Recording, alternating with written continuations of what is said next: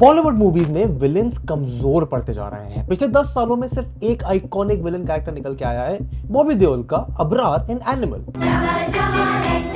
अगर उसकी बात भी करें तो ट्रेलर से उसकी हाइप तो क्रिएट कर दी थी, लेकिन अगर तुम ध्यान से सोचो तो अबरार ऐसा कुछ भी नहीं कर पाया जो विलन होने के नाते रणबीर कपूर के रणविजय के कैरेक्टर का कुछ भी बुरा कर पाया हो। रणविजय के पापा की जान खतरे में डाली पर वो आराम से बच गए। रणविजय के लिए अकेले 200 आदमी भेजे जाते हैं जो वो अकेले कुल्हाड़ी से निपटा देता है। रणविजय के बीवी बच्चे घर में सेफ होते हैं पर अबरार अपने बीवी बच्चों को बचाए बिना खुद प्लेन में भाग रहा होता है और एंड में कन्वीनियंटली चाकू से गला काटकर अबरार को मार भी दिया जाता है। सिर्फ एनिमल ही नहीं, बहुत सारी मसाला एंटरटेनमेंट मासी मूवीज में चाहे विलन कितना भी पावरफुल, स्ट्रॉन्ग, स्मार्ट, चालाक दिखा दिया जाए, उसको मूवी का प्रोटैगनिस्ट आराम से हरा देता है। चाहे पठान में जिम, टाइगर 3 में आतिश या फिर दबंग 3 में सुदीप, सब पे मूवी का प्रोटैगनिस्ट बिना मेहनत करे आराम से जीत जाता है। आजकल की मूवीज में शायद ही ऐसा कोई सीन होगा जहां विलन की वजह से हीरो का ब्रेक डाउन देखने को मिला हो, लेकिन ऐसा हमेशा से नहीं था। एक समय पर बॉलीवुड की बड़ी मूवीज अपने विलेंस की वजह से जानी जाती थी। शोले में गब्बर का ठाकुर के बीवी बच्चों की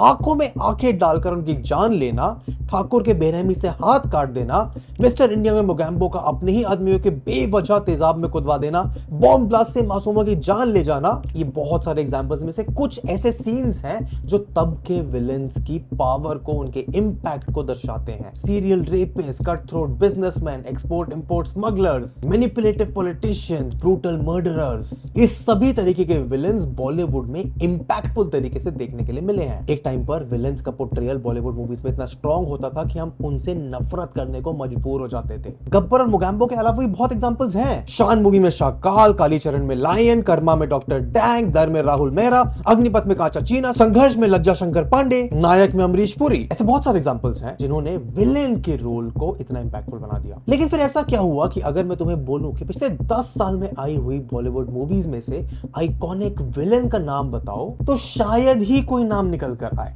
क्यों ऐसा हुआ कि विलेन्स बॉलीवुड मूवीज में कमजोर हो गए? समय के साथ बॉलीवुड में विलेन्स की इमेज कैसे बदलती चली गई? क्यों अमरीश पुरी, अमजद खान, गुलशन ग्रोवर जैसे विलेन्स बॉलीवुड से गायब हो गए? एंड फाइनली एक अच्छी इंपैक्टफुल मूवी बनाने के लिए क्यों एक अच्छा विलेन होना जरूरी है और उसको वापस लाने के लिए क्या किया जा सकता है? इन सारे सवालों के जवाब तुम्हें इस वीडियो में मिलेंगे, तो एंड तक देखना। इनफैक्ट हम ऐसी बहुत सारी वीडियोस हर हफ्ते तुम्हारे लेके आते रहते हैं, तो प्लीज वीडियो को लाइक करना, चैनल को सब्सक्राइब करो। जानते हैं कि क्यों सोसाइटी के लिए बॉलीवुड में विलेन अच्छा इंपैक्टफुल होना जरूरी होता है। विलेंस की बात हो ही रही है तो अगर तुम एक बिजनेस रन करते हो और उसकी वेबसाइट नहीं है तो तुम अपने बिजनेस के लिए एक विलेन हो। बट चिंता की बात नहीं है, because you can use Odoo, which is an all-in-one business solution where you can easily and quickly build a website for yourself, and the best part is it is free forever. तुम्हें बस odoo.com पर जाना है and select करना है इनका website builder. अपने कुछ बेसिक डिटेल्स डालने हैं, सिर्फ 4 स्टेप्स में तुम वेबसाइट बना सकते हो। इजी ड्रैग एंड ड्रॉप है, सिंगल क्लिक में टेक्स्ट एडिट कर सकते हो, अनस्प्लैश के through royalty free images add कर सकते हो, 30+ प्रीमियम थीम्स मिलते हैं, life time unlimited free hosting and support है, and you get a free custom domain name for 1 year. You can sign up to Odoo right now and check out their free website builder app and check out उनके और बहुत सारे business apps जैसे CRM, accounting, invoicing and lots more. Remember, the best part is that your first Odoo app is free forever. Description में link है, check out करने ला and let's continue discussing how Bollywood ruined villains forever.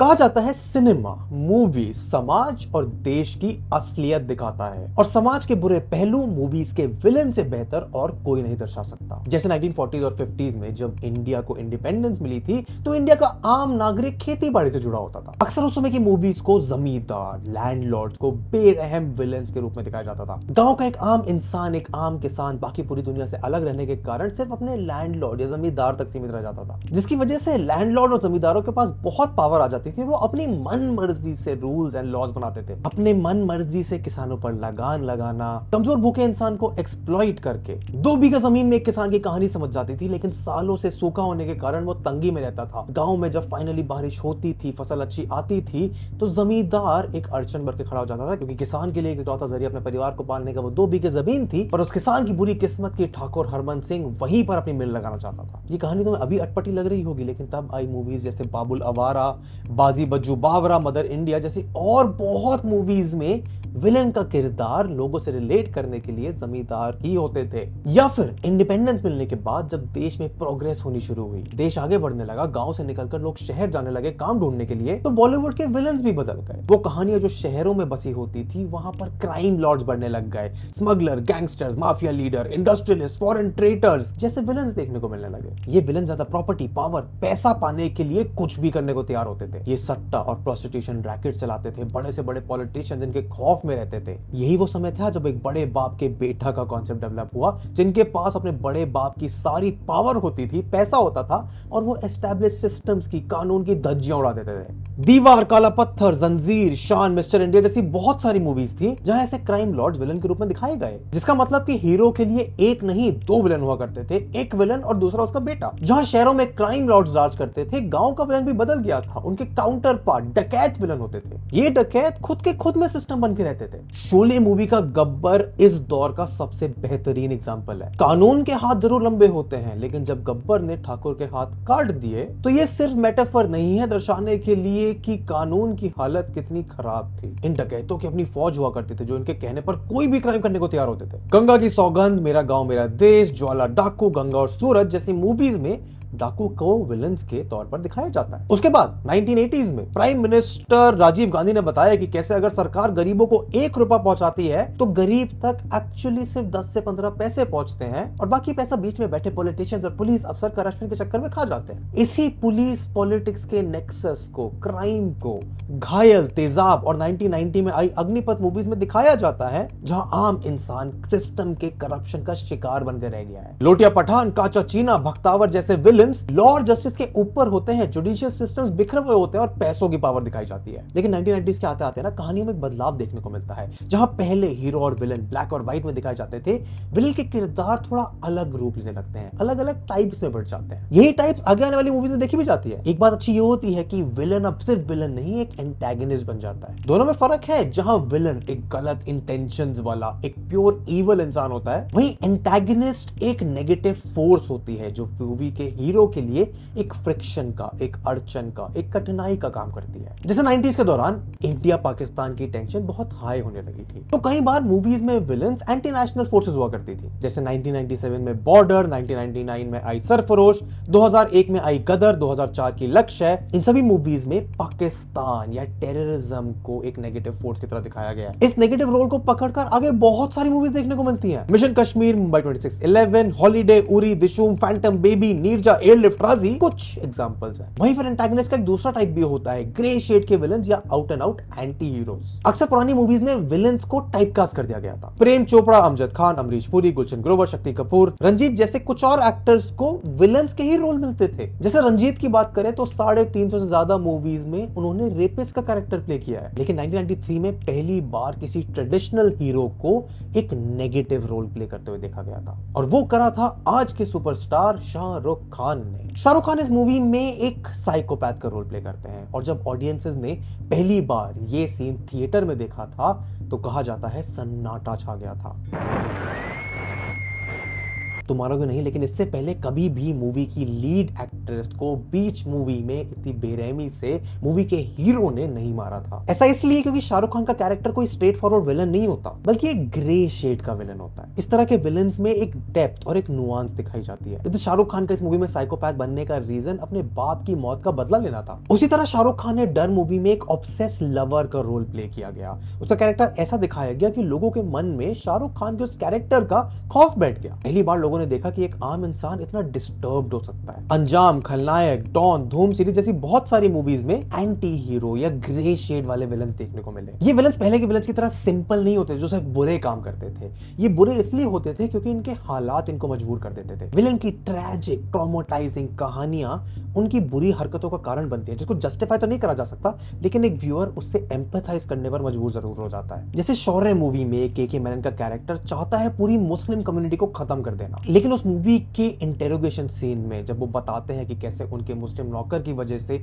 उनका घर जल गया, उनके बीवी बच्चों का रेप करके मार दिया गया, जिनकी चीखें उन्हें हर दिन सुनाई पड़ती हैं, तो व्यूअर थोड़ा सा कंफ्यूज तो हो जाता है। तुम इस सीन को यूट्यूब पर देखो और कमेंट्स में जाकर तुम समझ जाओगे कि क्यों लोग इन कैरेक्टर के साथ एम्पैथाइज करते हैं। इसके अलावा 2000 और 2010s में ऐसी बहुत सारी मूवीज देखी जहां विलेंस को एक ग्रे शेड दिया गया। इसमें मेरे कुछ फेवरेट्स हैं, जैसे ओमकारा में सैफ अली खान, डॉन में SRK, कबीर सिंह में शाहिद कपूर, रमन राघव में विकी कौशल, गैंग्स ऑफ वासेपुर में रमाधीर सिंह, गब्बर में अक्षय कुमार, और ये 90s के बाद आए नए विलेंस में तीसरा और आखिरी होता है समाज के कुछ आइडियोलॉजीज। ये नेगेटिव रोल्स किसी इंसान के कैरेक्टर के नहीं होते, बल्कि ये समाज की विलेनेस को दिखाते हैं, जहां मूवी का नेगेटिव कैरेक्टर समाज की उस बुराई का बस एक एजेंट होता है। जैसे 3 इडियट्स में वीरू सहस्त्रबुद्धि, तारे जमीन पर में ईशान के पापा, टेबल नंबर 21 में विवान अगस्ती, OMG और PK में फेक गॉडमैन, और ऐसी बहुत सारी मूवीज में नेगेटिव सोशल ट्रेट्स को कोई कैरेक्टर पर्सोनिफाई करता है। अब तुम्हें कुछ हद तक विलेंस का एवोल्यूशन हिंदी फिल्म इंडस्ट्री में समझ तो आ गया होगा। तो अब ये सवाल पूछना लाजमी है कि क्यों जो विलेंस आज हमें देखने को मिलते हैं उनको पहले की विलेंस की तरह याद नहीं रखा जाता। क्योंकि पिछले 10 साल में मासी, एंटरटेनर, मेन स्ट्रीम मूवीज में अगर कोई एक विलन याद करने लायक है तो वो है पद्मावत में रणवीर सिंह का कैरेक्टर खिलजी। तो सोचो ऐसा क्या था उन पुराने आइकॉनिक विलन्स में जो आज के कैरेक्टर्स में नहीं है। इस सवाल का जवाब जानने से पहले हमें यह समझना होगा कि क्यों एक अच्छा विलन या फिर एक अच्छा एंटागनिस्ट जरूरी होता है एक इंपैक्टफुल मूवी बनाने के लिए।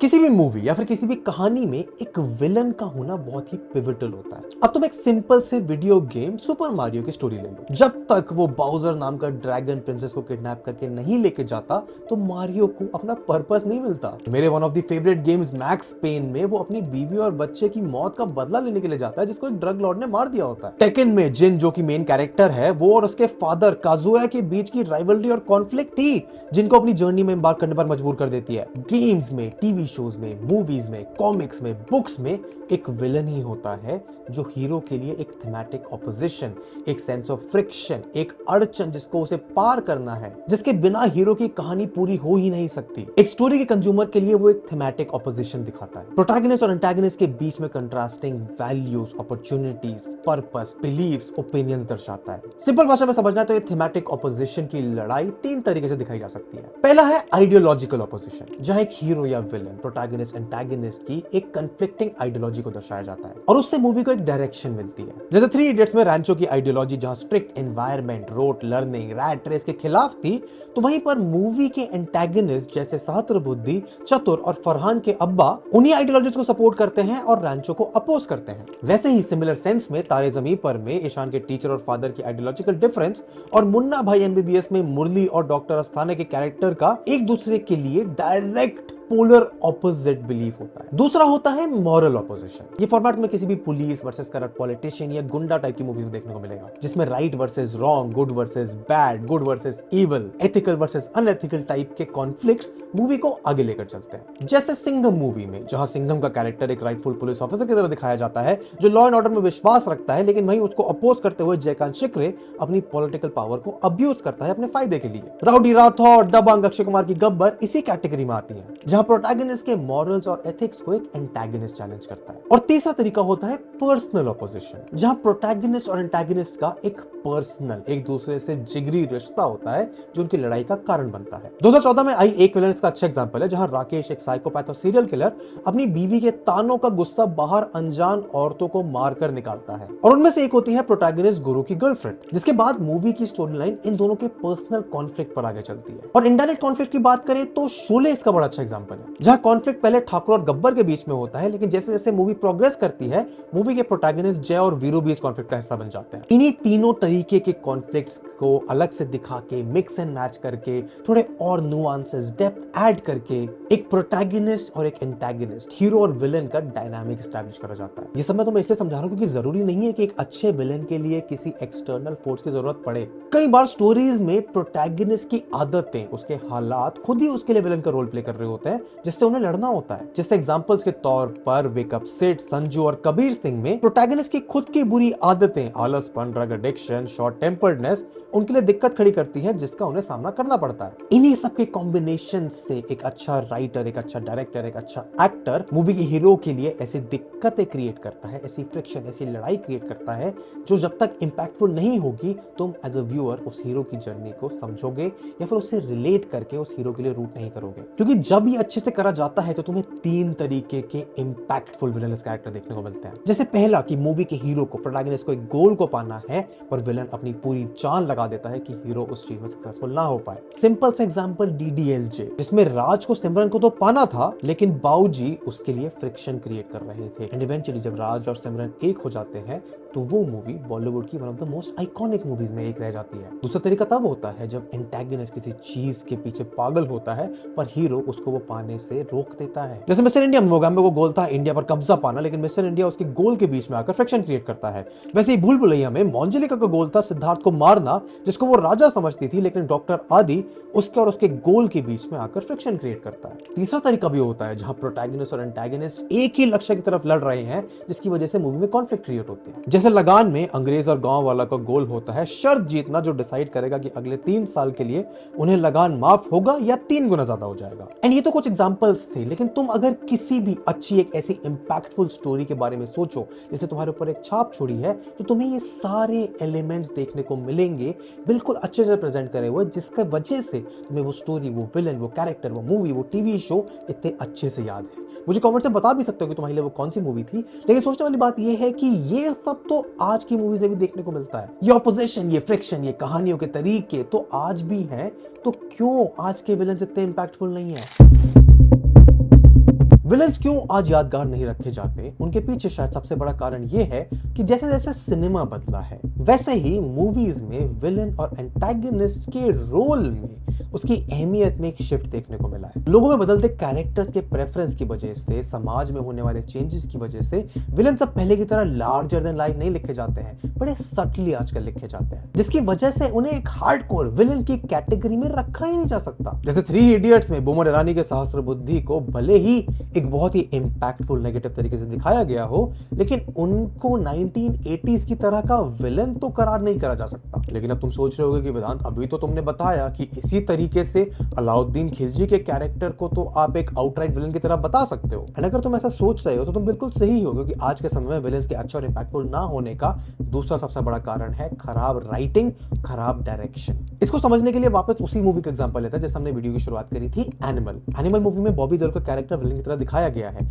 लेकिन लोग उनके कम स्क्रीन टाइम की वजह से खुश नहीं थे। अबरार की कोई बैक स्टोरी नहीं दिखाई गई, वो इतना खतरनाक क्यों है, क्या पास्ट रहा, कैसे वो पला बड़ा, क्यों उसके कोई मॉरल्स और एथिक नहीं है, ये कुछ भी मूवी में नहीं दिखाया गया। लेकिन ऐसा इसलिए है कि मूवी का विलन अबरार था ही नहीं, जैसा क्लाइमैक्स और मूवी के ट्रेलर में दिखाया गया था, क्योंकि मूवी के असली एंटागनिस्ट का रोल तो रणविजय के बाप का था, बलबीर सिंह, जिसको अनिल कपूर पोर्ट्रे कर रहे थे। सोचने की बात है कि एनिमल मूवी एक फादर सन डायनामिक पे बनाई गई थी, जिसे मूवी में ये तो बताया गया है कि रणविजय अपने पापा बलबीर से बहुत प्यार करता है, पर उनसे डिस्टेंट फील करता है क्योंकि बलबीर अपने काम में इतना व्यस्त था। लेकिन पूरी मूवी में ये तो कहीं दिखाया ही नहीं कि बलबीर जी ने ऐसा क्या किया कि उनका बेटा उनसे दूर हो गया। अब मूवी में वो इंपैक्टफुल विलन अच्छे से पोर्ट्रे इसलिए नहीं हुआ है क्योंकि एक डायनामिक तो दिखाया गया है, एक ट्रॉमेटिक, प्रॉब्लमैटिक फादर सन रिलेशनशिप मूवी में दर्शाई तो गई है, लेकिन अच्छे से कभी दिखाई नहीं। तुम्हें पता है कि रणविजय अपने बाप से प्यार करता है, वो बॉलबीर स्टील मिल्स का मालिक है, उन पर अटैक हुआ तो रणविजय उन्हें दूर से बचाने चला आया, स्टील मिल के सारे वर्कर उनके लिए धरना देने को तैयार हो गए। लेकिन अनिल कपूर के कैरेक्टर को मूवी में इतना स्क्रीन टाइम ही नहीं मिला कि ये फैक्ट जो तुम्हें बताए गए वो अच्छे से एस्टैब्लिश करे जाए। बलबीर हार्डली अपनी फैक्ट्री में जाता है, लेकिन फिर भी ये दिखाया गया है कि फैक्ट्री के सारे वर्कर्स उनसे बहुत लगाव रखते हैं। उसके घायल होने पर धरना देने को बैठ जाते हैं, और रणविजय जब उसके अटैकर का गला काटने की बात करता है तो सब बढ़िया सपोर्ट करते हैं, खुशी से पागल हो जाते हैं। क्यों है इतना लगाव? क्या किया है बलबीर जी ने ऐसा, किसी को नहीं पता। या फिर रणविजय को एक टॉक्सिक कैरेक्टर होने का कारण उसके बाप की एब्सेंस दिखाया गया है, लेकिन उसको भी अच्छे से एस्टैब्लिश नहीं करा गया। जैसे एक सीन में रणविजय स्कूल छोड़कर अपने पापा से मिलने तो आ जाता है, लेकिन उसके बीच के सालों में ऐसा क्या हुआ कि वो एक मिडिल स्कूलर से सीधे एक स्कूल शूटर बन गया, ये बताया ही नहीं। अब अगर तुम सोच रहे हो कि भाई मूवी में और कैसे दिखाते, तो मेरे पास एक बहुत अच्छा लाजवाब एग्जांपल है जिसमें कहीं ना कहीं एनिमल का फादर सन डायनामिक एक बहुत ही पॉपुलर मूवी गॉडफादर से लिया तो गया है, क्योंकि गॉडफादर भी इतनी ही लंबी पिक्चर है, उसमें अच्छे अच्छे से एस्टैब्लिश भी किया गया है कि डॉन वीटो ने कैसे अपना एम्पायर बनाया था, क्यों उसका अपने लोगों से इतनी रिस्पेक्ट थी, ये सब पहले सीन में एस्टैब्लिश हो जाता है। एंड उसी सेम मूवी में उसके बेटे माइकल का ट्रांसफॉर्मेशन दिखाया गया है कि कैसे एक सीधा साधा इंसान जो क्राइम की दुनिया से दूर रहना चाहता था, क्या इवेंट्स होते हैं जो उसको अपने बाप का इलीगल एम्पायर संभालने के लिए मजबूर कर देते हैं। एंड अगर हॉलीवुड में नहीं, तुम्हें बॉलीवुड में ही एक अच्छा एग्जांपल चाहिए, तो एक अच्छे टॉक्सिक फादर एंटागनिस्ट का रोल देखने के लिए तुम्हें जाना पड़ेगा 2010 की मूवी उड़ान में, जिसमें रोनित रॉय भैरव का रोल प्ले करते हैं, जिसका खुद के बेटे के साथ एक प्रॉब्लमैटिक रिलेशनशिप होता है। भैरव एक स्टर्न, अब्यूसिव, अल्कोहलिक फादर होता है जो अपने ही बेटे रोहन को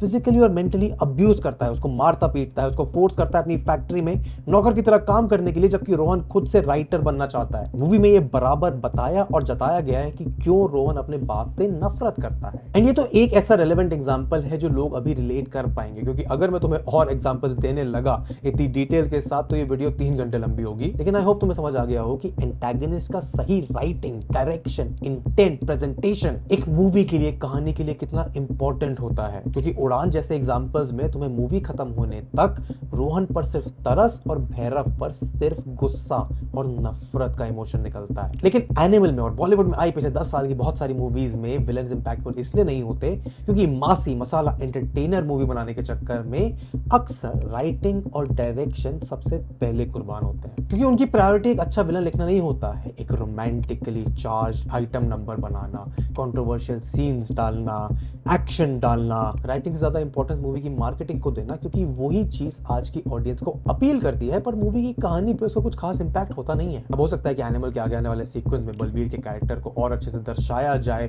उनके कैरेक्टर्स को और फ्लैश आउट करा जाए, लेकिन सच तो यही है कि बॉलीवुड में अच्छे विलन्स ना होने के पीछे एक बड़ा कारण ये भी है कि बॉलीवुड की movies hero versus villain, good versus bad से ज्यादा मेन स्ट्रीम मूवीज आजकल हीरो वाली मूवीज हो गई हैं। पिछले 10 सालों में आई कोई भी बड़े खान की मूवी तुम देख लो तो वो मूवी इसलिए नहीं लोग बात करते कि उसमें विलन कितना अच्छा था।